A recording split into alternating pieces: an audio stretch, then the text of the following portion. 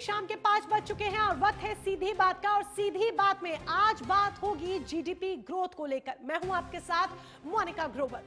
GDP growth एक अहम मुद्दा इसीलिए हो गया है क्योंकि तिमाही की दर जारी कर दी गई है, लेकिन इस पर विपक्ष सवाल उठा रहा है। विपक्ष इन नंबर्स को हवाई बता रहा है। बकायदा कांग्रेस के नेताओं की तरफ से बकायदा सोशल मीडिया प्लेटफॉर्म एक्स का इस्तेमाल कर पोस्ट किया जा रहा है और सवाल उठाए जा रहे हैं, क्योंकि एक तरफ जहां जीडीपी ग्रोथ तिमाही की 8.2% सामने आई है, तो उधर आईएमएफ की तरफ से सी ग्रेड मिला है। अब इसका मतलब क्या निकाले, यही एक बड़ी वजह है कि आंकड़ों को लेकर यहां पर सवाल खड़े हो रहे हैं। अगर तिमाही के आंकड़े सही हैं, ओरिजिनल हैं, तो फिर सी ग्रेड क्यों मिला है, इसी का करेंगे आज हम विश्लेषण। एक बड़ा पैनल हमारे साथ होगा, लेकिन उससे पहले जरा ये देख लीजिए कि बयानबाजी का दौर किस तरीके से जारी है। भारत आज विश्व में सबसे तेज गति से आगे बढ़ने वाला देश है। आपने देखा होगा कि आईएमएफ जैसे, वर्ल्ड बैंक जैसे बड़ी बड़ी संस्थाओं को लगता था कि भारत कमजोर होगा, भारत की अर्थव्यवस्था अब कम धीमी से बढ़ेगी। उन सबको गलत साबित करते हुए मोदी जी की नीतियों के कारण आज देश तेजी से आगे बढ़ रहा है और मुझे विश्वास है आने वाले 2-3 दशक तक मोदी जी के नेतृत्व में भारत भी तेजी से प्रगति करेगा।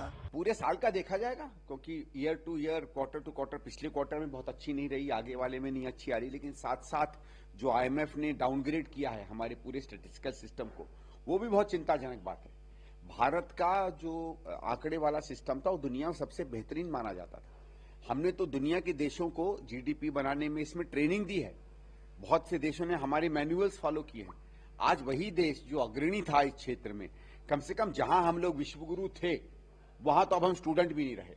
देखिए, माननीय प्रधानमंत्री श्री नरेंद्र मोदी जी के नेतृत्व में भारत तीव्र गति से आगे बढ़ रहा है और जीडीपी की जो ग्रोथ है वह संदेश देती है कि दुनिया की कोई भी ताकत भारत को आगे बढ़ने से नहीं रोक सकती है और भारत सभी क्षेत्रों में निरंतर आगे बढ़ रहा है, विकास कर रहा है, गरीब आगे बढ़ रहा है, देश सुरक्षित दिखाई दे रहा है, दुनिया मान भी रही है और अगर कोई हमारे खिलाफ साजिश करता है तो उसको मुंहतोड़ जवाब देने का काम भी देश करता है। मैं आपके वायर सर्विस के माध्यम से कहूं, हमारे संविधान के डायरेक्टिव प्रिंसिपल्स में एक आर्टिकल 39C है। किसी भी जीडीपी ग्रोथ को, किसी भी ग्रोथ स्टोरी को 39C के आधार पर मूल्यांकन होना चाहिए। अगर वो इनकम इनइक्वालिटी को, उस गैप को कम कर रही है तो फिर इसका मतलब है, अन्यथा ये सब बेमानी है। ये आंकड़े लोगों की दैनंदिन की जिंदगी में अपनी छाप नहीं छोड़। तो देखिए, हर एक मुद्दा एक ऐसा सामने आ जाता है जिस पर एक धड़ा पक्ष का होता है तो एक धड़ा विपक्ष का होता है। अब जीडीपी ग्रोथ की बात आ रही है तो इस पर भी पक्ष विपक्ष आमने सामने है, लेकिन आंकड़ों की क्या सच्चाई है, जीडीपी ग्रोथ क्या कहती है, आईएमएफ का सी ग्रेड क्या कहता है, इसको लेकर हम पूरा एक कैलकुलेशन करेंगे। इकोनॉमिस्ट भी हमारे साथ होंगे, एक बड़ा पैनल हमारे साथ होगा, लेकिन उससे पहले ये जान लीजिए कौन से वो सुलगते सवाल है जो आज सीधी बात में हम उठाएंगे। उन सुलगते सवालों का जवाब लेने की कोशिश करेंगे। सबसे पहला सवाल, जीडीपी ग्रोथ सिर्फ आंकड़ों में या फिर धरातल पर भी? यह बड़ा सवाल इसीलिए हो जाता है क्योंकि जनता के हित की यहां पर बात है। अगर आप ये कह रहे हैं इकोनॉमी तेजी से बढ़ रही है तो फिर धरातल पर यानी कि जमीनी हकीकत उसकी क्या है? क्या जमीनी हकीकत में भी वो सब कुछ दिख रहा है, जनता को वो सारा लाभ मिल रहा है? क्या जनता पूरी तरीके से उससे संतुष्ट है? दूसरा सवाल, जीडीपी ग्रोथ 8.2% तो क्या है आईएमएफ के सी ग्रेड का मतलब? क्योंकि तिमाही की ग्रोथ तो आप 8.2% कह रहे हैं, आंकड़े जारी हुए हैं, लेकिन आईएमएफ की तरफ से सी ग्रेड मिलने का मतलब क्या है?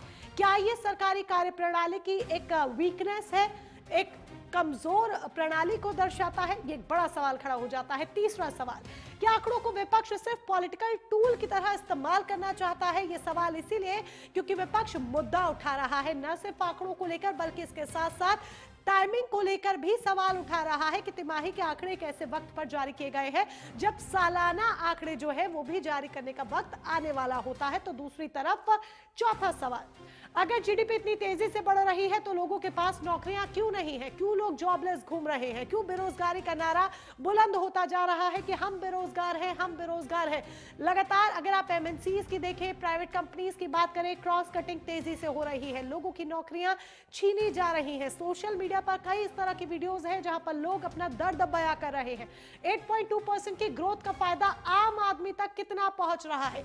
इकोनॉमी तेजी से बढ़ रही है, तिमाही की ग्रोथ रेट अगर आप 8.2% कह रहे हैं तो आम जनता को इसका कितना लाभ मिल रहा है, आम जनता को इसका कितना फायदा मिल रहा है? ये एक बड़ा सवाल यहां पर खड़ा हो जाता है कि ग्राउंड रियलिटी क्या है। और सीधी बात में ग्राउंड रियलिटी पर बात करना भी हमारा मकसद है, क्योंकि तभी मानी जाएगी वो सीधी बात जब यहां पर होगी जनता के हित की बात। तो ये वो गंभीर सवाल जो आज, ये वो सुलगते सवाल जो आज हम सीधी बात में उठाने की कोशिश करेंगे। हमारे साथ एक बड़ा गेस्ट पैनल होगा, उनके साथ चर्चा करेंगे। तो आइए एक एक कर उन मेहमानों से आपको रूबरू करा देते हैं। बीजेपी का पक्ष रखने के लिए हमारे साथ अमित तिवारी जी हैं, कांग्रेस से मुन्ना खान होंगे, फिलहाल हमारे साथ नहीं जुड़े हैं लेकिन आगे चलकर इस चर्चा का हिस्सा बनेंगे, जल्द ही हमारे साथ जुड़ जाएंगे। और अर्थशास्त्री अश्विनी राणा हमारे साथ जुड़े हैं इस चर्चा का हिस्सा बनने के लिए। वरिष्ठ पत्रकार डॉक्टर इंदुकांत दीक्षित भी इस चर्चा में हमारे साथ हैं। आप सभी खास मेहमानों का बहुत बहुत स्वागत। और जिस तरह से मैंने कहा कि अभी मुन्ना खान जी ने अभी हमें ज्वाइन नहीं किया है लेकिन जल्द ही हमें ज्वाइन करेंगे। तो अमित तिवारी जी, मैं आपसे ही शुरुआत करना चाहूंगी। 8.2% की जीडीपी ग्रोथ कही जा रही है तिमाही की, लेकिन विपक्ष इस पर सवाल उठा रहा है, आंकड़ों को लेकर सवाल उठा रहा है, टाइमिंग को लेकर सवाल उठा रहा है। दूसरी तरफ आईएमएफ की तरफ से सी ग्रेड मिला है, क्या मतलब इसका निकाला जाए? मोनिका जी, आईएमएफ की तरफ से जो सी ग्रेड मिला है वो ना ही भारत के ग्रोथ को दर्शाता है और ना ही भारत के ग्रोथ के रेट को दर्शाता है। पहली चीज उसको हमें समझना पड़ेगा। और सी ग्रेड आज का नहीं है। तो आईएमएफ ने अपने इंस्टेंस को मेंटेन रखा है, ना इसे अपग्रेड किया है ना इसे डाउनग्रेड किया है। आईएमएफ ने अपने इंस्टेंस को मेंटेन रखा है, पहली बात। दूसरी बात ये कि देखिए, जब टैरिफ यूएस ने हम पर टैरिफ लगाया, ऑफ कोर्स हमारे 33% टू 40% ऑफ एक्सपोर्ट्स जो यूएस को जाते थे वो इम्पैक्ट हुए, लेकिन हम वहां पर रुके नहीं। पहली बात, हमने नए मार्केट्स तलाशे। जिस तरीके से हमारा एक्सपोर्ट रहा साउथ अफ्रीका को, चाइना को, जापान को, इंजीनियरिंग गुड्स और फार्मास्यूटिकल्स में जापान को जो एक्सपोर्ट था वो 12% से बढ़ा। यूके को टेक्सटाइल और फूड प्रोडक्ट्स में 26% से बढ़ा। साउथ कोरिया को इलेक्ट्रॉनिक्स और ऑटो पार्ट्स में वृद्धि हुई एक्सपोर्ट्स में। तो एक जो जब ट्रंप ने कहा कि ये डेड इकोनॉमी है और राहुल गांधी उसको बहुत ही खुशी से उछल कर उसके बारे में कह रहे थे कि you don't know, India is already a dead economy, तब हम अपने लिए नए मार्केट्स तलाश रहे थे। तब हम भारत को एक सुदृढ़, एक सशक्त भारत को बनाए रखने के लिए हम अपने ग्रोथ सेक्टर को, ग्रोथ इंजन को बनाए रखने के लिए हम काम कर रहे थे। और उसी का नतीजा है कि आज जो मैन्युफैक्चरिंग ग्रोथ रेट है वो 9.1% है और कंस्ट्रक्शन का जो आप ग्रोथ रेट देखेंगे वो 7% है। आप अगर सेकेंडरी सेक्टर का ग्रोथ रेट देखेंगे तो वो 8.1% है। टर्शरी सेक्टर का अगर आप ग्रोथ रेट देखेंगे तो वो 9.2 सेक्टर है। और सर्विसेज सेक्टर जिसमें फाइनेंशियल्स आते हैं, आपके प्रोफेशनल सर्विसेज आते हैं, लीगल आता है, कंसल्टिंग आता है, इन सब सर्विसेज के ग्रोथ रेट आप देखेंगे तो 10.2% है। और इन्हीं सब आंकड़ों को लेकर जो 8.2 का जो आंकड़ा है वो इन्हीं सब को लेकर बनता है। आज आप देखें तो नॉमिनल जीडीपी जो होता है, नॉमिनल जीडीपी रेट 8.7% है। इसका अर्थ क्या होता है कि आपका इन्फ्लेशन आज कंट्रोल में है, आपका ग्रोथ जो है वो रियल है। आज अगर आप इन्फ्लेशन का आंकड़ा देखेंगे तो 0.25% है। आपका 11 सालों में जो पूरा का पूरा इन्फ्लेशन रहा है 4.5% से नीचे ही रहा है, हमेशा टारगेट के अंदर रहा है। जो टारगेट हमने अपने लिए डिसाइड किया है उसके अंदर रहा है। तो ये दिखलाता है। आज आप स्पेस इकोनॉमी की अगर आप बात करेंगे तो हमारी आज स्पेस इकोनॉमी है $10 बिलियन की। 2035 तक ये एक्सपेक्टेड है ग्रो करने के लिए $50 बिलियन तक। आज जो एआई इंडस्ट्री है वो हमारी है $21 बिलियन की। 2035 तक ये ग्रो करेगा $260 बिलियन तक। तो जिस स्पीड से, जिस रफ्तार से हम काम कर रहे हैं, जिस स्केल पर हम काम कर रहे हैं, निश्चित तौर पर प्रधानमंत्री मोदी जी के नेतृत्व में भारत तीव्र गति से आगे बढ़ रहा है और ये रुकने वाला नहीं है। हाँ, ऐसे अड़चने आएंगी, हम गिरेंगे, हम उठेंगे, हम दौड़ेंगे, लेकिन भारत अब रुकने वाला नहीं। भारत अब रुकने वाला नहीं है और भारत रुकेगा भी नहीं, ये हम भी जानते हैं। लेकिन अब आपने बहुत अच्छी तरीके से आंकड़े यहाँ पर अमित तिवारी जी रखे, लेकिन देश को भरोसे में कैसे लेंगे, क्योंकि विपक्ष भी सवाल उठा रहा है जिस तरह से मैंने आपको कहा। और ये जो आईएमएफ का सी ग्रेड है, ये कहीं ना कहीं चर्चा को दो तरफा लेकर जा रहा है। इसीलिए सवाल का जवाब मैं आपसे लूंगी, लेकिन मुन्ना खान जी भी हमें ज्वाइन कर चुके हैं, तो उनसे भी बात करते हैं। मुन्ना खान जी, बहुत बहुत स्वागत आपका, चर्चा में शामिल होने के लिए शुक्रिया। और विपक्ष सवाल उठा रहा है, आप कह रहे हैं टाइमिंग को लेकर भी, आप जो आंकड़े जारी किए गए हैं 8.2% जीडीपी ग्रोथ तिमाही के, तीसरी तिमाही के, आप टाइमिंग को लेकर भी सवाल उठा रहे हैं, आंकड़ों को लेकर भी सवाल उठा रहे हैं, आईएमएफ की तरफ से सी ग्रेड कहा मिला है उसको लेकर भी आप बात कर रहे हैं। तो किस आधार पर ये पूरी बात हो रही है? अमित तिवारी जी ने बहुत बखूबी आंकड़े रखे हैं, अब जरा आप भी आधार सामने रख दीजिए। मोनिका जी, एक शेर है जी कि लश्कर भी तुम्हारा सरदार भी तुम्हारा, लश्कर भी तुम्हारा सरदार भी तुम्हारा, तुम सच को झूठ लिख दो अखबार भी तुम्हारा। सर ये देश में यही चल रहा है। सर मैं आपको, आप कंटिन्यू करें। आप, मैं खुश हो रही थी कि आप शेर सुना रहे हैं, मैंने कहा चलिए साथ में थोड़ा एंटरटेनमेंट भी हो रहा है, शेरो शायरिया हो रही है, यानी कि मजा आएगा। लेकिन अगर आप ये अखबार और मीडिया पर निशाना साधेंगे तो ये गलत है। हम सवाल पूछने यहाँ बैठे हैं और बाकायदा सवाल होंगे और बीजेपी से भी पुख्ता पूरे सवाल होंगे। अभी चर्चा की सिर्फ शुरुआत हुई है, तो मैं प्लीज रिक्वेस्ट करूंगी कि मीडिया पर निशाना ना साधा जाए। अब आगे आप अपनी बात पूरी करें। मोनिका जी, मैंने मीडिया का तो नाम ही नहीं लिया, और आप जैसे ईमानदार मीडिया का तो दिल से सलाम और हार्दिक धन्यवाद आपका। शुक्रिया आपका। आप ये आज कम से कम डीजीपी पे तो बात कर रहे हो, नहीं तो बाकी चैनलों पे मैं बैठता हूँ, 5-7 चैनलों पे रोज बैठना होता है, उन पे चर्चाएं क्या होती है, शमशान, कब्रिस्तान, हिंदुस्तान, पाकिस्तान। लेकिन आप आज देश के हित की बात कर रहे हो, इसके लिए आपका दिल के गहराइयों से बहुत बहुत धन्यवाद मोनिका जी। जी धन्यवाद। काम है सर, हमारा काम है, और मुझे लगता है इसी दिशा में मीडिया को आगे बढ़ना चाहिए। अब आप बात कर रहे हैं तो सिर्फ यही कहूंगी कि हाँ, ये संदेश दूसरों के लिए भी जाना चाहिए, सबके लिए, किस दिशा में मीडिया को आगे बढ़ना चाहिए, हर मुद्दे पर बात होनी चाहिए, इसीलिए यहाँ सीधी बात होती है। चलिए आगे अपनी चर्चा को आगे बढ़ाते हैं। देखिए, मैं ये कह रहा हूं कि अभी बीजेपी के कई प्रवक्ता हमारे साथ डिबेट पे थे, वो कह रहे थे कि 5 ट्रिलियन इकोनॉमी की तरफ भारत बढ़ रहा है। मैं ये पूछना चाह रहा हूं कि आप 5 ट्रिलियन इकोनॉमी की बात करते हो और 80 करोड़ लोगों को 5 किलो राशन पे आपने खड़ा कर दिया है। आप विश्व गुरु की तरफ बात कर रहे हो, लगभग 7.8 करोड़ युवाओं को आपने बेरोजगार कर दिया है।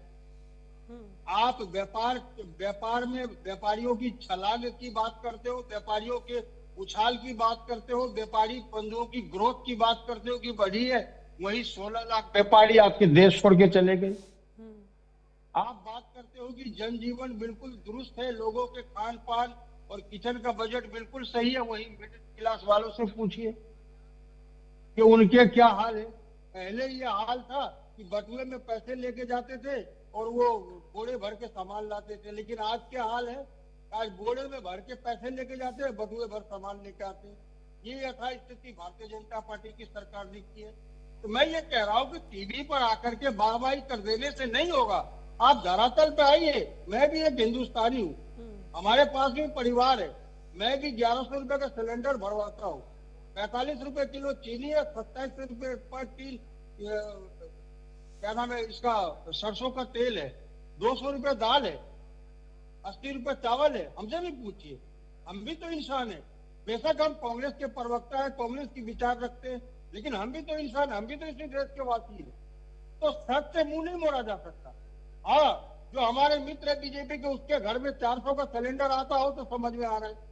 अगर उनके घर में 30 रुपए का चावल आ रहा हो, 50 रुपए का पेट्रोल आ रहा हो और 80 रुपए दाल आ रहा हो तो ये समझ में आ रहा है, लेकिन हमारे घर में तो आ रहा है। मैं तो आपको कहूंगा, हमें दुख हो रहा है, और मैं तमाम देशवासियों की तरफ से मैं दुख प्रकट कर रहा हूं कि जिस उम्मीद से 2014 में भारतीय जनता पार्टी को देश की जनता ने वोट दिया, एक उम्मीद के साथ पेट भर के वोट देने का काम किया और पूर्ण बहुमत से लगातार 2 बार सरकारें बनी भारतीय जनता पार्टी की। लेकिन भारतीय जनता पार्टी बताए कि देश के युवा के लिए, देश के जवान के लिए, देश के किसान के लिए, देश के महिलाओं के लिए, बॉर्डर की सुरक्षा के लिए ये क्या काम किया। आज तक ये चुनाव लड़ते हैं, विकास के नाम पे नहीं लड़ते। चुनाव के दौरान मंगलसूत्र, गाय, गोबर, भैंस, शमशान, कब्रिस्तान, हिंदुस्तान, पाकिस्तान, इन पे चुनाव किया जाता है। इसका मतलब यह है कि आपने कोई कार्य नहीं किया। और वाकई सत्यता यही है, कटु सत्य है। मित्र को बुरा लगेगा लेकिन मैं आपको सत्य बोल रहा हूँ कि भारतीय जनता पार्टी के शासनकाल में लगातार 11 साल से जुमलों की बौछार हुई है। विकास का एक भी अगर प्रोजेक्ट ये गिना दे, चाहे ये उज्ज्वला योजना की बात कर ले, दोबारा से जो महिलाएं थी, जो हमारी माता बहनें थी, दोबारा से उन्होंने रिफिल नहीं करवाई, क्योंकि 400 के सिलेंडर को आपने 1200 कर दिया है। वो कहां से रिफिल तो करवाएंगे? जिस हिसाब से मुन्ना खान जी आप कह रहे हैं, जिस हिसाब से आप कह रहे हैं, आप महंगाई की बात कर रहे हैं, बड़े चीजों, उत्पादों पे बढ़े दामों की बात आप कर रहे हैं, इसके साथ ही जो युवा नौकरी नहीं है, युवाओं के पास, लोग बेरोजगार घूम रहे हैं, नौकरियां छीनी जा रही हैं, आप इसकी बात कर रहे हैं। लेकिन जब आंकड़े सामने आ रहे हैं, वो आंकड़े कुछ और ही बयां कर रहे हैं। तो क्या आंकड़ों को विपक्ष हवा हवाई बता रहा है या फिर उन आंकड़ों को एक्सेप्ट कर रहा है? नहीं, विपक्ष आंकड़ों को हवा हवा इसीलिए बता रहा है क्योंकि हम लोग जमीनी नेता हैं। जमीन पर हमें ऑफिस में कई लोग मिलने आते हैं और दुख और दर्द, कई तरीके की बातें लेकर के आते हैं। वो बच्चे भी आते हैं जिनके रोजगार छीने गए। वो बच्चे जो 2014 में 25 साल के थे, आज वो बच्चे 36 साल क्रॉस कर गए और अपनी नौकरी, रोजगार वाकई में एक बड़ा मुद्दा है और ये हम स्वीकार करते हैं कि रोजगार बड़ा मुद्दा है, जो मुन्ना खान जी कह रहे हैं। और अमित तिवारी जी, इसका जवाब आपको देना भी पड़ेगा, क्योंकि हम जैसे युवा जो दिन भर सोशल मीडिया का इस्तेमाल करते हैं, कई युवाओं को देखते हैं जिनके पास नौकरी नहीं है। अभी लेटेस्ट, सिर्फ आपको कल परसों की ही बात बताती हूँ अमित तिवारी जी, एक वीडियो बहुत तेजी से एक लड़के की वायरल हो रही है जो एक बड़ी एमएनसी में जॉब करता था, लेकिन जॉब छिन गई। तो वो ये तक बता रहा है कि अब ना तो मेरे पास पैसे हैं और ना ही अपने घर में मेरे लिए इज्जत बची है, और सालों से कमा रहा था तो ठीक था, अब मेरे पास जॉब नहीं। और ऐसे बहुत सारे युवा हैं जिनसे नौकरियां छीनी जा रही है, क्रॉस कटिंग्स हो रही है, एमएनसी से लोग निकाले जा रहे हैं, प्राइवेट सेक्टर से निकाले जा रहे हैं। तो इस इन्फ्लेशन के बारे में भी हम आपसे बात करेंगे, जवाब आप रेडी रखिएगा। लेकिन पहले अश्विनी राणा जी से आंकड़ों को जरा टेक्निकली सही तरीके से समझ लेते हैं। अश्विनी राणा जी, जो आंकड़े सामने आ रहे हैं जीडीपी ग्रोथ के, इसको टेक्निकली पॉइंट ऑफ व्यू से सही तरीके से हम समझना चाहेंगे। तिमाही के आंकड़े, दूसरी तरफ आईएमएफ का सी ग्रेड, इन सब का क्या मतलब है? अगर वाकई में हम ग्रोथ कर रहे हैं, तेजी से आगे बढ़ रहे हैं, तो युवा क्यों शिकायत कर रहे हैं कि हमारे पास नौकरी नहीं है? चावल के दाम, आटे के दाम, तेल के दाम, गैस के दाम तेजी से बढ़ रहे हैं। देखिए क्या है कि भाई ये तो आंकड़ों की जहां तक बात की जाए, अमित तिवारी जी ने बिल्कुल विस्तार से उसको बताया, मैं उसको रिपीट नहीं करना चाहता। कारण क्या है कि जीडीपी के आंकड़े क्या भारत सरकार डिक्लेयर करती है क्या? बाकी देशों के मुकाबले भारत की अगर अर्थव्यवस्था आगे है, चाहे चाइना हो, चाहे अमेरिका हो, चाहे जर्मनी हो, जापान हो। जर्मनी में तो माइनस की ग्रोथ है जीडीपी की, और पूरा विश्व जो मान रहा है कि भारत की अर्थव्यवस्था जो है वो ही इस समय तेज गति से चलने वाली है। जीडीपी कैसे कैलकुलेट होती है? जो प्रोडक्शन है और जो उसका उपभोग है, यानी प्रोडक्शन भी हो रही है, उपभोग भी हो रहा है, सर्विस सेक्टर का, यानी सारी चीजों का कॉम्बिनेशन। ये जुलाई, अगस्त, सितंबर में अगर 8.2 आया है तो इसमें क्या आपत्ति है? इसको हम उसके साथ, ग्रेड के साथ ना जोड़ें। कारण क्या है कि जो ग्रेड आईएमएफ देता है वो डाटा के ऊपर देता है कि भाई डाटा आपने जो दिया है उसके अंदर कुछ ऊपर नीचे हो सकता है, या कई बार कोई डाटा को देने में, समझने में सारी चीजें रहती हैं। लेकिन सिर्फ ये कह देना कि, और विपक्ष, देखिए विपक्ष का अपना काम है, उनको सरकार को घेरना है, उनको घेरना ही चाहिए, हम उससे, हमें वो कोई दिक्कत नहीं है। लेकिन हाँ, देश की अर्थव्यवस्था बढ़ रही है, इसको सारी जो भी इंटरनेशनल एजेंसीज हैं वो मान रही हैं, बाहर का मीडिया है वो भी मान रहा है। अभी यूएस का टैरिफ जो वार थी उसके बावजूद ये ग्रोथ हुई है। उसके अंदर आप देखिए ना कि सरकार जो अगर स्टेप्स ले रही है, मान लो उन्होंने जीएसटी रिफॉर्म्स किया, तो जीएसटी के कारण जो दरें कम हुई, जो पैसा लोगों के पास एडिशनल आया, वो खर्चा हुआ, वो पैसा खर्चा हुआ तो वो मार्केट में आया, उसके कारण जीडीपी के ऊपर असर पड़ता है भाई। वो पैसा सरप्लस था, खर्चा हुआ, डिमांड बढ़ी, प्रोडक्शन बढ़ी। अब ये सारी चीजें जो है वो कनेक्टेड हैं। आप सिर्फ ये नहीं कह सकते कि वो ऐसा हुआ तो वैसा क्यों हुआ। तो इसलिए मेरा तो सिर्फ यही मानना है कि भाई आप विपक्ष की भूमिका जो है वो निभाओ, लेकिन देश को ऐसे कटघरे मत खड़ो करो कि जब पूरी विश्व जो है, क्या विश्व बाकी जो लीडर हैं वर्ल्ड के वो गधे हैं या बेवकूफ हैं क्या? वो भारत की प्रशंसा करते हैं, भारत के पीछे लगे हैं। हर देश भारत के साथ 1-to-1 एग्रीमेंट करना चाहता है। किस लिए भाई? इसीलिए कि भारत की अर्थव्यवस्था ही एक है जो कि एक दिखती है। चाइना की 5.2 है, जर्मनी की माइनस में है, अमेरिका के 2.1 है। यानी कहां से कहां हम आगे जा रहे हैं, वो अगर किसी को अगर नहीं पच रहा तो उसका कोई इलाज नहीं है। एग्जैक्टली यानी कि हम आगे जा रहे हैं और तेजी से आगे जा रहे हैं, और ये इस बात को दर्शाता भी है कि दूसरे देश किस तेजी के साथ हमारे साथ साझेदारी करना चाहते हैं, अपना हाथ आगे बढ़ाना चाहते हैं, हर तरह की डील्स करना चाहते हैं, इंडिया का पार्टनर बनना चाहते हैं। इस चर्चा को और आगे बढ़ाते हैं और ग्राउंड रियलिटी की भी बात करते हैं। डॉक्टर इंदुकांत दीक्षित वरिष्ठ पत्रकार हमारे साथ हैं। दीक्षित सर, ग्राउंड रियलिटी क्या कहती है, जमीनी हकीकत क्या कहती है? क्या जो आंकड़े हैं वो धरातल पर भी उसी स्वरूप में नजर आते हैं? जी नमस्कार जी ग्रोवर मैडम जी, और हमारे जितने को पैनलिस्ट को मेरा नमस्कार। मैं सिर्फ जो मुन्ना खान साहब ने हमारे मित्र हैं, हाँ। उन्होंने जो आंकड़े दिए प्राइसेस के, उनसे शुरुआत करना चाहता हूँ। उन्होंने बताया, मैंने नोट किया है अगर मैं गलत नहीं हूँ, कि अभी चीनी 45 रुपए किलो है। दाल आई थिंक उन्होंने तूर दाल की बात की होगी, रहर दाल की, अरहर दाल की 200 रुपए पर केजी है। और उन्होंने कहा कि चावल 80 रुपए केजी। सर मैं इससे महंगा खरीदती हूँ, आप बताइए। जी नहीं, मैं स्वयं खरीदता हूँ और मैं मुन्ना खान की तरह मैं बासमती चावल तो नहीं रेगुलर खा पाता हूँ। तो बासमती चावल निश्चित तौर पर 80 से 100 रुपए 125 रुपए पर केजी है, लेकिन सामान्य चावल जो है 45 से 55 रुपए मार्केट में है। और 2013 में जब यूपीए का शासनकाल का अंत हो रहा था, उसमें 25 से 42 रुपए था। तूर दाल 126 रुपए किलो है, मैंने अभी कल खरीदी है। और खुले में टाटा संपन्नम की बात अगर छोड़ दे तो, और यूपीए के शासनकाल के अंत में 2013 में ये 73 रुपए पर केजी थी। हालांकि एक समय ऐसी क्राइसिस हुई थी कि जो मुन्ना खान जी ने कहा बिल्कुल सही कहा, उस समय वो 200-225 रुपए पर केजी भी बिकी थी उनके शासनकाल। इसी प्रकार चीनी मार्केट में 45 रुपए किलो इस समय है, उन्होंने खुद ही कहा। और यूपीए के शासनकाल में ये 32 से 40 रुपए पर केजी सब 2013 में, आज से 12 साल पहले। तो आप सामान्य तौरों पर मुद्रास्फीति की दर से भी जोड़ लेंगे तो ये मैं ये नहीं कहता हूं कि सारी चीजों में ऐसा हुआ होगा, लेकिन जो 3 चीजों का जिक्र उन्होंने किया, इन 3 चीजों का मुद्रास्फीति के हिसाब से दाम बढ़ा नहीं तो घटा नहीं तो कम नहीं के बराबर।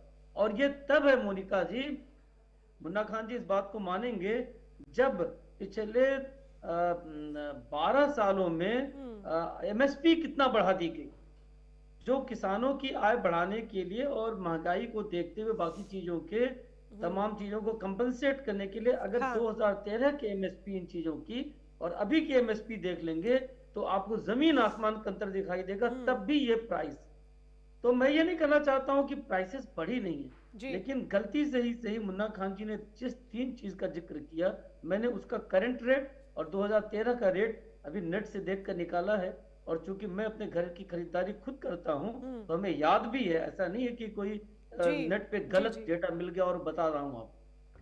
अब देखिए, जहां तक बड़ी बात क्या है कि बिहार चुनाव के परिणाम आए और इन परिणामों को कंज्यूम करके अपना कोर्स करेक्शन करने के बजाय मुख्य विपक्षी पार्टी के नाते, अगर आप जो विदेशी एजेंसियों को लेकर के आप तमाम बातें कई बार आरोप लगाते हैं, अगर आईएमएफ ने कोई नया ग्रेडिंग कर दिया हो सी ग्रेड में, ऐसा तो नहीं है कि पहले नहीं था, और उन्हीं एजेंसियों को छोड़ करके भारत सरकार के जो स्टैटिस्टिकल डेटा आए हैं और वो दिखता भी है।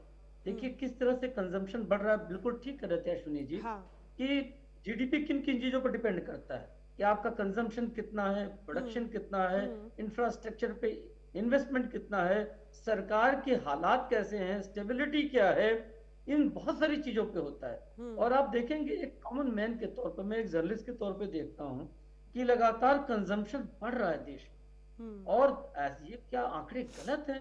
पूरी दुनिया जिसको स्वीकार करती है कि 2013-14 में हमारी अर्थव्यवस्था 11वें स्थान से 2024 के अंत तक हम लोग आगे 5वें स्थान पर और अब चौथे स्थान पे आ चुके हैं। और सरकार अगर टारगेट करके चल रही है कि हम 2027-28 तक तीसरे स्थान पे आ जाएंगे, तो ये आंकड़े क्या बिल्कुल कागजी हैं जिसको दुनिया, राणा साहब ठीक कर रहे थे कि बिल्कुल मूर्ख है दुनिया जो इन आंकड़ों को एज इट इज एक्सेप्ट कर लेती है।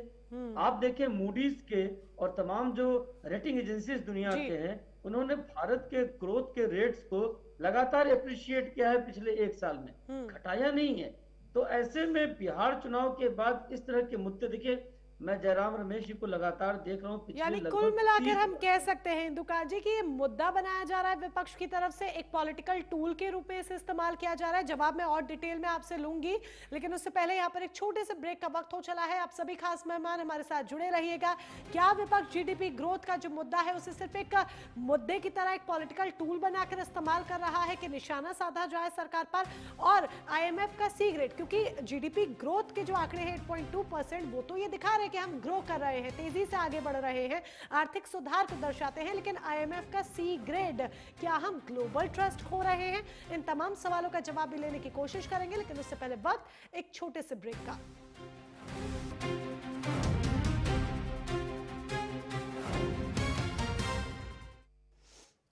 तो सीधी बात में आज हम बात कर रहे हैं जीडीपी को लेकर, क्योंकि जो आंकड़े सामने आए हैं वो हमारे आर्थिक सुधार का प्रतिबिंब है, जो इस तरीके से प्रधानमंत्री नरेंद्र मोदी ने भी कहा। लेकिन विपक्ष इस पर भी सवाल उठा रहा है और इन आंकड़ों को हवाई बता रहा है। जयराम रमेश बकायदा इसके लिए ट्वीट भी करते हैं। इसके अलावा मुन्ना खान जी ने भी कहा कि हवा में आंकड़े हैं क्योंकि महंगाई बढ़ रही है, उधर रोजगार भी नहीं है, तेजी से हर एक चीज के दाम आसमान छू रहे हैं। लेकिन जिस तरीके से विश्लेषण किया जा रहा है, चाहे इकोनॉमिस्ट हमारे साथ जो जुड़े हैं अश्विनी राणा जी या फिर वरिष्ठ पत्रकार डॉक्टर इंदुकान दीक्षित की बात कर लीजिए, वो सीधे तौर पर कह रहे हैं कि आर्थिक सुधार है वाकई में, और कहीं ना कहीं इसे एक पॉलिटिकल टूल की तरह इस मुद्दे को इस्तेमाल किया जा रहा है। इसके आगे और क्या मायने हैं, आइए अपनी चर्चा को आगे बढ़ाते हैं और अमित तिवारी जी का रुख करेंगे। अमित तिवारी जी, मैंने पहले भी कहा था आंकड़े आपने अच्छी तरीके से सामने रखे हैं और वाकई में आर्थिक सुधार का प्रतिबिंब है। अब जिस तरीके से प्रधानमंत्री नरेंद्र मोदी ने भी कहा, अश्विनी राणा जी ने भी बहुत अच्छी तरीके से हमने समझाया कि वाकई में हम तेजी से आगे बढ़ रहे हैं। लेकिन 2 पॉइंट्स मैं आपसे और समझना चाहूंगी। हम तेजी से आगे बढ़ रहे हैं तो लोगों के पास रोजगार क्यों नहीं है? क्यों लोगों से नौकरियां आज के समय में छिन रही हैं? बहुत ऐसे युवा हैं जो अभी भी जॉबलेस घूम रहे हैं। ठीक है, व्यापार उतनी तेजी से आगे नहीं बढ़ रहे हैं। दूसरा, IMF का सी ग्रेड बेशक आप कह रहे हैं कि अभी का नहीं है, लेकिन एक तरफ हमारी जीडीपी ग्रोथ इतनी अच्छी होना, दूसरी तरफ सी ग्रेड, क्या हम ग्लोबल लेवल पर ट्रस्ट खो रहे हैं? मोनिका जी देखिए, 2 बातें हैं जी। पहली बात, जो सी ग्रेड की हम बातें कर रहे हैं, हाँ। तो वो जो सी ग्रेड है, मैं आपको बता दूं कि ये it does not mean India की जो जीडीपी है कि वो गिर रही है, और ना ही सी ग्रेड ये दिखलाता है कि आपकी इकोनॉमी पुअर है, और ना ही सी ग्रेड ये दिखलाता है कि आपकी क्रेडिट वर्दीनेस वर्ल्ड लेवल पर गिर रही है। तो ये सब कुछ भी नहीं दिखलाता है, वो बस एक डेटाबेस को रिप्रेजेंट करता है, जो ग्रेड सी है वो डेटाबेस को रिप्रेजेंट करता है। दूसरी बात, मैं मुन्ना खान जी से पूछना चाहता हूं कि जो वो कह रहे हैं कि बेरोजगारी की दर बढ़ी हुई है, उन्होंने कौन सा रिपोर्ट पढ़ा है? कोई रिपोर्ट तो उन्होंने पढ़ा होगा जिसके रेफरेंस से वो कह रहे हैं कि बेरोजगारी दर बढ़ गई है, और जो रिपोर्ट आपने पढ़ा किया उसका रेफरेंस दे पाएंगे? देश के प्रधानमंत्री ने 2013 में कहा था, पर साल 2 करोड़ नौकरियां मैं युवाओं को दूंगा।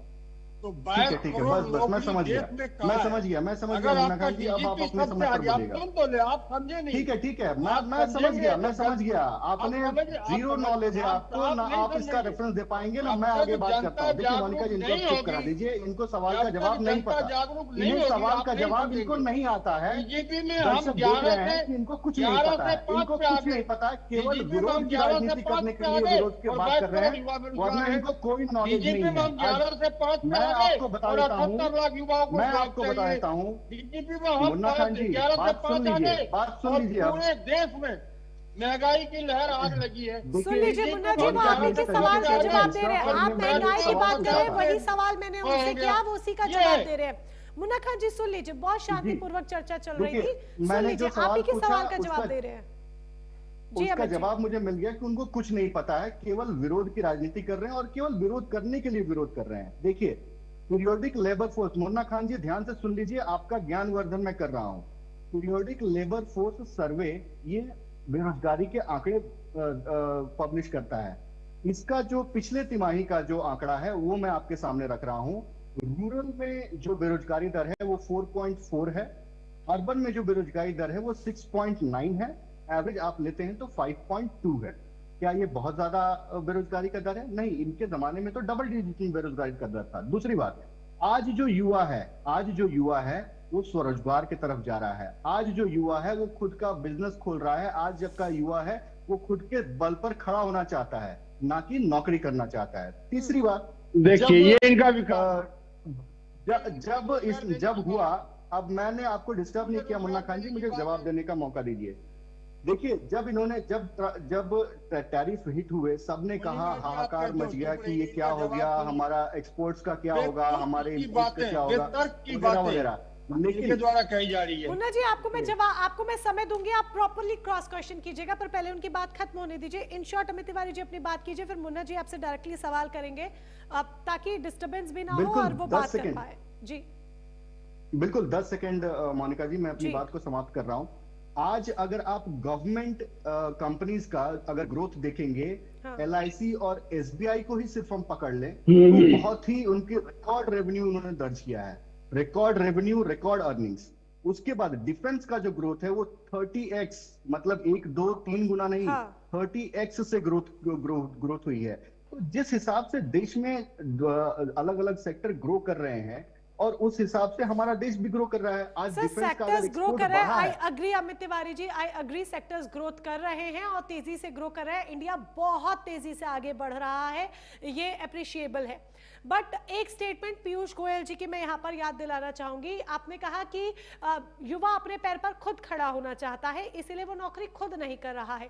पीयूष गोयल जी ने ये कहा कि चाइना के युवाओं को देखो वो क्या कर रहे हैं, अमेरिका के युवाओं को देखो वो क्या कर रहे हैं, लेकिन हमारे यहाँ के युवा क्या कर रहे हैं? हमारे यहाँ के युवा, जो पढ़े लिखे युवा है, वो जेप्टो ब्लिंकिट में नौकरी कर रहे हैं, घर घर जाकर सामान पहुंचा रहे हैं। अब जो जेप्टो का मालिक है, ब्लिंकिट का मालिक है, वो तो माला माल है। जी मैं सवाल कंप्लीट कर लूं, वो माला माल है, उसकी जेब बढ़ रही है, लेकिन रियली मैं आपको कह रही हूँ, मेरे घर पर भी जोमेटो के ऑर्डर्स आते हैं, मिंत्रा से ऑर्डर्स आते हैं, जेप्टो ब्लिंकिट मैं भी यूज करती हूँ। आप यकीन मानिए, पढ़े लिखे लोग आते हैं, उनके पास क्या दूसरी नौकरी नहीं कि वो ये नौकरी करे, घर घर जाकर सामान डिलीवर करने की? मोनिका जी, जो पीयूष गोयल जी की आपने बात करी, मैंने भी वो वक्तव्य सुना था। उन्होंने कहा था कि चाइना में जिस कदर से टेक्नोलॉजी बढ़ रही है, जो वो जिस सेक्टर्स पे काम कर रहे हैं, सेमीकंडक्टर्स के सेक्टर्स पे काम कर रहे हैं, टेक्नोलॉजी के सेक्टर्स पे काम कर रहे हैं, और हम यहाँ पे ग्लूटेन फ्री प्रोडक्ट्स बनाने के चक्कर में पड़े हुए हैं। तो उन्होंने ये कहा था कि आप इस चक्कर में मत पड़िए, आप टेक्नोलॉजी में आगे बढ़िए, आप AI में काम कीजिए। उन्होंने ये भी कहा था, आई अग्री, जो आप कह रहे हैं अमित तिवारी जी, आई अग्री, आपने जो कहा उन्होंने ये कहा था, बट साथ में उन्होंने जेप्टो ब्लिंकिट की भी बात की थी। और अब उन्होंने ये बात की थी, आप एक बार फिर से उनका स्टेटमेंट YouTube पे नॉर्मली आपको मिल जाएगा, आप सुन सकते हैं। और दूसरा, मैं खुद अपनी भी बात आपको कह रही हूँ, मेरे घर पर भी ऑनलाइन ऑर्डर्स आते हैं। यकीन मानिए, पढ़े लिखे लड़के, अच्छे घरों के लड़के जो अंग्रेजी बोलना भी जानते हैं, वो ऑनलाइन ऑर्डर्स डिलीवर कर रहे हैं। उन्हें क्या सैलरी मिलती होगी? 20,000 30,000, वो भी मुश्किल से। इसमें घर का गुजारा चल जाएगा क्या? क्या दूसरी नौकरियां उनके पास नहीं? अपनी मर्जी से तो ये नहीं कर रहे होंगे। मैं आपको एक छोटी सी बात बताता हूँ हाँ। मोनिका जी। मैं बैंगलोर में रहता हूँ। मैं ऑटो से कहीं जा रहा था, तो जो ऑटो चालक है वो मैं दिन में जा रहा था, एक वर्किंग डे था, मैं अपने घर से ऑफिस जा रहा था, करीब 9:30-10 बजे का समय होगा। वो ऑटो ड्राइवर ऑटो चलाते हुए ट्रेडिंग कर रहा था, स्टॉक मार्केट की ट्रेडिंग कर रहा था। उसके सामने स्क्रीन पे जहाँ अब पे देखिए कहाँ वो ले आता है जाएंगे मोबाइल आपको, ये फोन, बॉम्बे स्मार्ट पहुंचा मोबाइल फोन दिए। था, वहां पे सही है, सही है। उसने स्मार्टफोन रखा था। और मैंने जब उससे पूछा कि तुम्हें इसका नॉलेज है, उसने बोला कि हाँ सर, झूठ यूट्यूब पे में मैं झूठ, देखता झूठ हूँ पे झूठ। और फिर उसके बाद यहाँ पर मैं ट्रेडिंग करता हूँ। हम्म, मैंने कहा कि कितना कमा लेते हो? हम्म, कि सर मैं जितना लगाता हाँ, हूँ उसमें मुझे 500 4 लाख रुपए मिलते रुपए हैं, हूँ। मैं अपना खत्म करके ट्रेडिंग बंद करता हूँ और घर चला जाता हूँ। तो युवा उस तरफ भी आगे बढ़ रहा है, जो आज और संभावनाएं युवा बहुत ऑटो है भी तो मोनिका चला जी। रहे ना सिर्फ सर, ओला में पढ़े लिखे बिल्कुल लड़के बिल्कुल हैं, आप उसको नहीं भी मोनिका जी, एक्सेप्ट कीजिए। आप देखिए देखिए मैंने भी ये आपको कहा जहां पर अप्रिशिएबल चीजें हैं, मैंने भी कहा बहुत तेजी से हम आगे बढ़ रहे हैं, आई अप्रिशिएट, बट इस पॉइंट को भी स्वीकार कीजिए कि पढ़े लिखे लोग बिल्कुल 10 आजकल ये सेकंड डिलीवरी की नौकरी कर रहे हैं। अगर ये 10, 20, 30 हजार की नौकरी कर रहे हैं तो क्या मार्केट में दूसरी नौकरी नहीं कि इतना पढ़ने लिखने के बाद वो अच्छी नौकरी कर सके? नहीं मोनिका जी, देखिए मुझे 30 सेकंड दीजिएगा, मैं जी। आपको क्लियर करता हूं। देखिए जब कंप्यूटर आया था तो हम सब पर खतरा एक मंडराया था कि कंप्यूटर हमारी नौकरियों को खा जाएगा। उसके लिए हमने किया क्या, अपने आप को स्किल अप किया और हम उस लेवल तक आके कंप्यूटर की भाषा को पढ़ सके, और आज हम आईटी में अव्वल नंबर पर हैं। पहली बात। दूसरी बात, आज जब एआई मार्केट को डिसरप्ट कर रहा है, हाँ। जहां पर कि नौकरियां आप जाने की बात कर रही हैं, बिल्कुल नौकरियां जा रही हैं, Yes. लेकिन उसी तर्ज पर लोग अपने आप को अपग्रेड भी कर रहे हैं। मैं भी आईटी सेक्टर में हूं, मुझे भी डर लगा रहता है कि कब मेरी नौकरी चली जाएगी। पर सर लेकिन मैं सुधार IT की उम्मीद अभी भी है, AI की सरकार को इस कर रहा दिशा हूं। में कदम आगे बढ़ाना होगा कि और- अगर एआई की वजह से नौकरी जा रही है तो आप लोगों को दूसरी नौकरियां उत्पन्न करनी होंगी जो अच्छी, रिस्पेक्टफुल हो, उत्पन्न हो जहां रही पढ़े हैं। लिखे युवा जिन्होंने हजारों लाखों रुपए लगाकर पढ़ाई की है, कोई एमबीए है, कोई ग्रेजुएट है, कोई कुछ है, किसी ने कोई कोर्स किया है, वो अच्छी नौकरी कर सके, डिलीवरी बॉय की नौकरी ना करे। मैं किसी भी काम को छोटा बड़ा निश्चित नहीं तौर कह पे। रही हूँ, लेकिन अगर आपकी वो वर्थ है कि आपने लाखों रुपए पढ़ाई में लगाए हैं और एक अच्छा कोर्स किया है, तो फिर आपको वो वर्थ मिलनी भी चाहिए। बाद में इस बात को भी आपको एक्सेप्ट करना होगा। चलिए मैं लौटूंगी आपके पास। बिल्कुल मोनिका जी, बस 10 सेकंड, बस 10 10 सेकंड में सेकेंड अपनी ऑनली, बात और को भी खत्म कर मेहमान रहा वेट हूं। कर रहे हैं। बिल्कुल, जब हमारे पास संकट आया तब हमने किया क्या, ये हमें समझना पड़ेगा। तब हमने नए मार्केट सर्च किए अपने प्रोडक्ट्स के लिए, तब हमने अपनी कंजम्पशन स्टोरी पे बल दिया, हमने अपने जो जीएसटी के जो दर थे उसको घटाया, और हमने अपने कंजम्पशन स्टोरी को आगे बढ़ाया। इन दोनों का जो कॉम्बिनेशन है मोनिका जी, आज जो आप जीडीपी के आंकड़े दिख रही हैं, ये उसी का नतीजा है। और बाकी सब हवा हवाई बातें। मुन्ना खान जी तो एक सर आंकड़ा वो पेश तो नहीं मैं कर भी पाए, कह रही एक हूँ कि रिपोर्ट हम का ग्रोथ, reference तक नहीं हमारा दे पाए। ग्रोथ रेट अच्छा है, वो तो मैंने भी तो- आपको शुरुआत से ही मैं कह रही हूँ कि हम तेजी से आगे बढ़ रहे हैं, बिल्कुल। विकास की दिशा में आगे बढ़ रहे हैं। जो 5 ट्रिलियन इकोनॉमी का हमारा सपना है वो बहुत जल्द पूरा होगा। मैं उस बात को इग्नोर कर ही नहीं रही हूँ, मैं खुद उस चीज की तारीफ कर रही हूँ। बट जो मेरा पॉइंट एक युवा होने के नाते मैं चाहती हूँ कि अगर सरकार की तरफ से पक्ष रखने के लिए आप बैठे हैं तो इस दिशा में भी सरकार काम करे और आप इस बात को आगे लेकर जाएं और इस पर भी विचार विमर्श हो। Definitely, चलिए मुन्ना agree. खान जी के पास आ जाते हैं। मुन्ना खान जी, देखिए कहीं ये तो नहीं कि सिर्फ विरोध करने के लिए विरोध किया जा रहा और बेफिजूल का एक मुद्दा क्रिएट किया जा रहा है। क्या आप जीडीपी के टॉपिक को, जीडीपी को सिर्फ एक पॉलिटिकल टूल की तरह इस्तेमाल कर रहे हैं? मैं ये आपसे कहना चाहता हूँ मोनिका जी, बिल्कुल बिल्कुल, मेरी आवाज जा रही है? जी बिल्कुल आ रही है। हाँ मोनिका जी, जब हमारे मित्र अमित जी ऑटो ड्राइवर से पूछ रहे थे, तो ऑटो ड्राइवर जब कह रहे थे तो मैं भी इनके साथ था। ऑटो ड्राइवर ने बोला मैं 4 लाख रुपए महीने कमा रहा हूँ।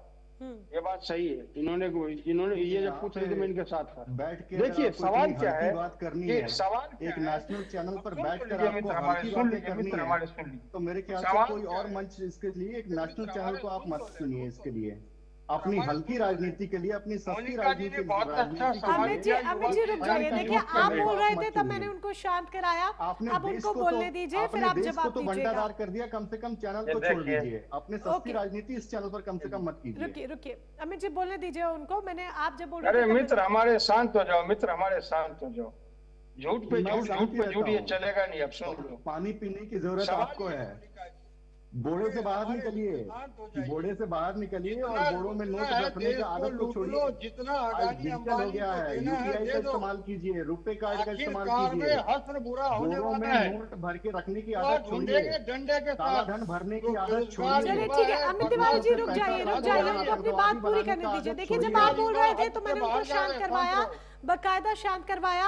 अब पहले उनका आंसर सुन लेते हैं, फिर आपको दोबारा से मौका दिया जाएगा। मुन्ना खान जी जल्दी अपने जवाब पूरा दीजिए, उसी अनुपात में मैंने क्योंकि ये फील हो रहा है कि सिर्फ इसको एक पॉलिटिकल टूल की तरह इस्तेमाल किया जा रहा है।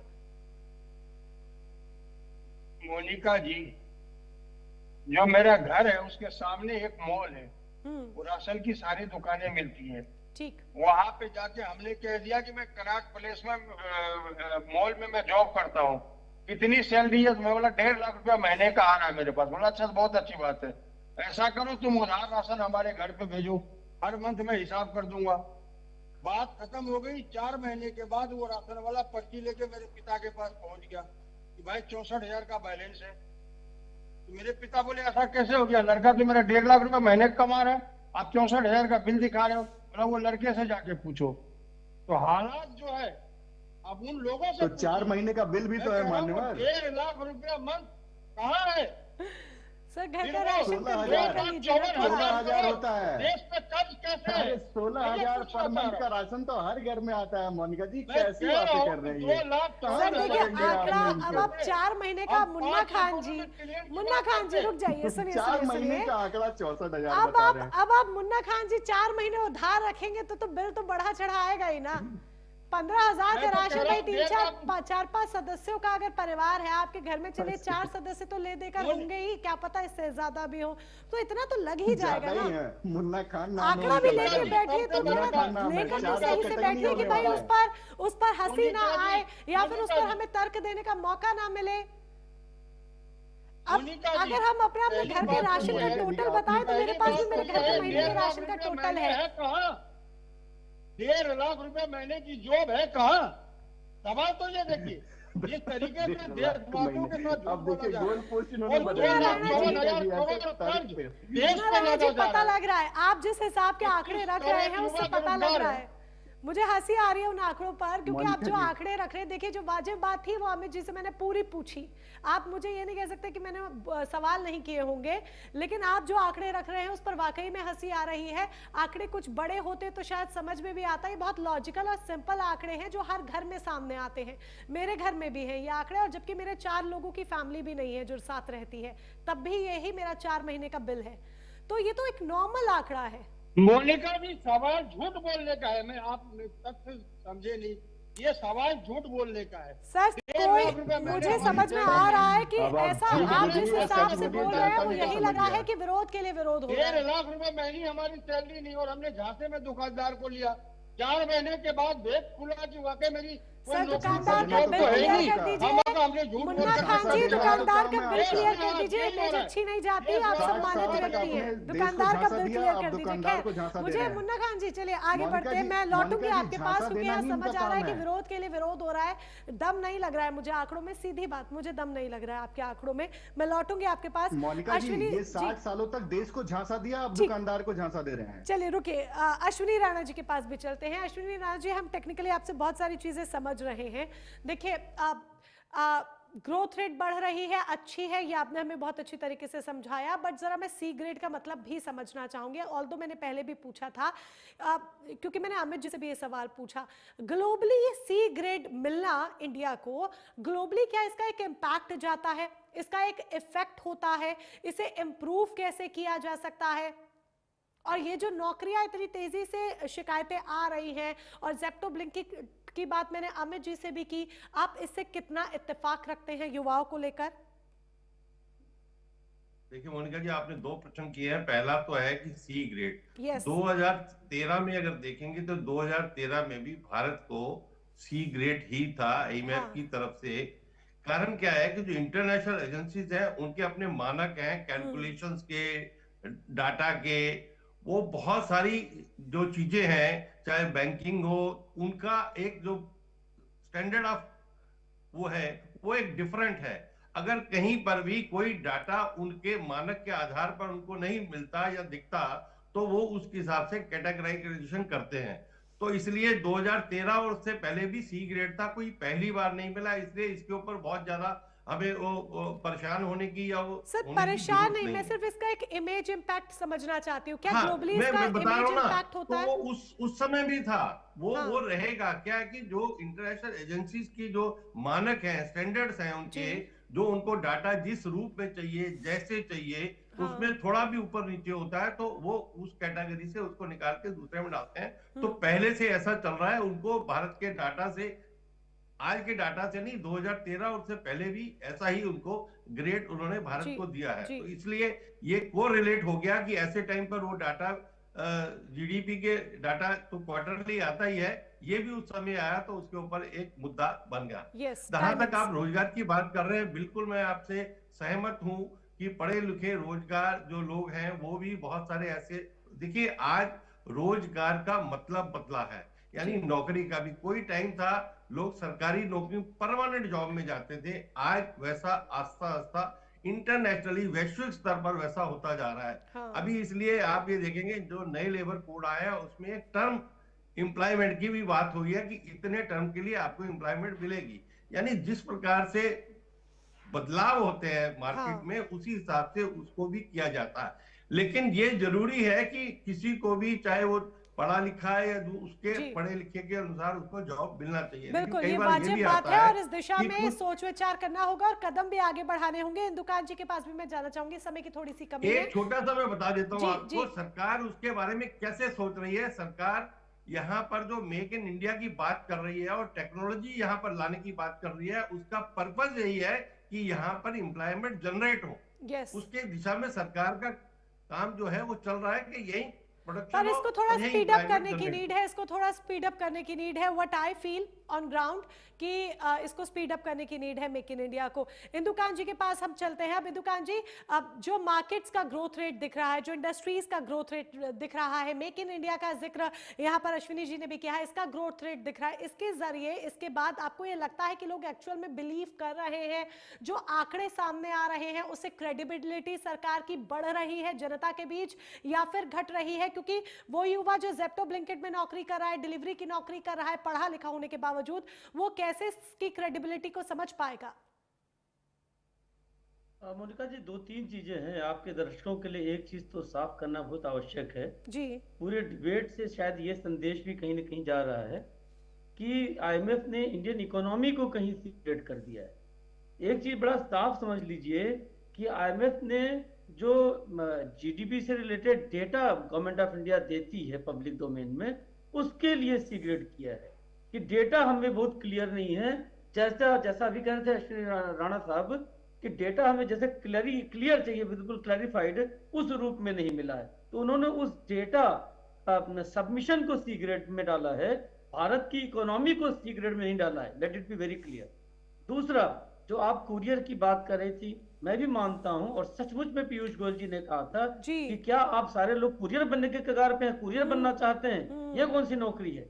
देखिए, जिस भी देश में औद्योगिकरण, टेक्नोलॉजी का डेवलपमेंट, टेक्नोलॉजी का इम्प्लीमेंटेशन कम होगा या अपेक्षाकृत दूसरे देशों की तुलना में कम होगा, वो पूरी दुनिया इस समय चीन का कुरियर बन गया है। केवल भारत नहीं, अमेरिका में भी लोग कुरियर हैं, जर्मनी में भी कुरियर हैं, क्योंकि चीन के बने हुए सामान जब आपके यहाँ डंप होंगे तो ढोएगा, उस देश के लोग ढोएंगे उसको।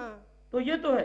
दूसरा, एक जो कह रहे थे हमारे अमित जी, देखिए हमें भी ऐसे बहुत सारे लोग मिलते हैं। मैं अभी स्टेशन जा रहा था, कहीं में बाहर जाना था, तो जो सज्जन संडे को लेकर के आए कार, उन्होंने कहा जी हम तो सॉफ्टवेयर में काम करते हैं, लेकिन हम सोचे संडे को भी कुछ कमा लें तो हम ये भी काम कर लेते हैं, हम ओला में भी रजिस्ट्रेशन करा रहे हैं। तो बहुत सारे यूथ ऐसे भी हैं जो ये काम साइट में करके पैसे की इतनी भूख है कि वो ये भी करते रहते हैं। देखिए, एक जमाना था स्पिरिचुअलिज्म पे लोग बेस करते थे, तो उनको संतोषम परमम सुखम था। आज है धन का कोई एंड नहीं है, कहीं संतोष नहीं है, ये एंड नहीं है, आसमां ही सीमा है, जितना भी कमा लो कम है। तो भूख है, उसके लिए लोग 3-3, 4-4 ड्यूटीज कर रहे हैं, 4 शिफ्ट में काम कर रहे हैं। इंजीनियर है तो भी वो जेप्टो का काम कर रहे हैं, लेकिन बड़े पैमाने पे लोग कुरियर का काम कर रहे हैं देश में, और उससे निकलने के लिए देश का इंडस्ट्रियलाइजेशन और देश में बड़े पैमाने पर जी ये सार्वजनिक क्षेत्र के अलावा प्राइवेट और सेक्टर में मजबूती लानी होगी। रोजगार बहुत अच्छी तरीके से करना। इंदुकान जी आपने एक्सप्लेन किया है और उम्मीद करते हैं आज की चर्चा से हमारी जनता को काफी कुछ समझ आया होगा। एक सार्थक चर्चा ये आज जनता के हित के लिए जरूर यहाँ पर हमने की है और उनको भी कई बातें अच्छी तरीके से समझ आई होंगी। फिलहाल आप सभी खास मेहमान हमारे साथ जुड़े, इस चर्चा का हिस्सा बने, अपना अपना पक्ष रखा, उसके लिए बहुत बहुत धन्यवाद आपका। तो वाकई में हम तेजी से आगे बढ़ रहे हैं, ग्रोथ जीडीपी बहुत अच्छी है, लेकिन यहाँ पर युवाओं के लिए भी बहुत ज्यादा जरूरी है कि नौकरियां इस स्तर पर और ज्यादा पैदा करनी होंगी और ज्यादा उत्पन्न करनी होगी, ताकि पढ़ा लिखा युवा जो बड़े बड़े कोर्स कर कर कॉलेज से यूनिवर्सिटी से निकल रहा है उसके पास तुरंत अच्छी नौकरी हो, ना कि उसे दर दर इस तरह से भटकना पड़े। तो इस दिशा में भी सरकार को तेजी से कदम आगे बढ़ाने होंगे। मेक इन इंडिया सिर्फ जुमला बनकर ना रह जाए, धरातल पर उसकी सच्चाई को डबल एक्स स्पीड से आगे बढ़ाना होगा। आप सभी हमारे साथ जुड़े उसके लिए धन्यवाद और नमस्कार।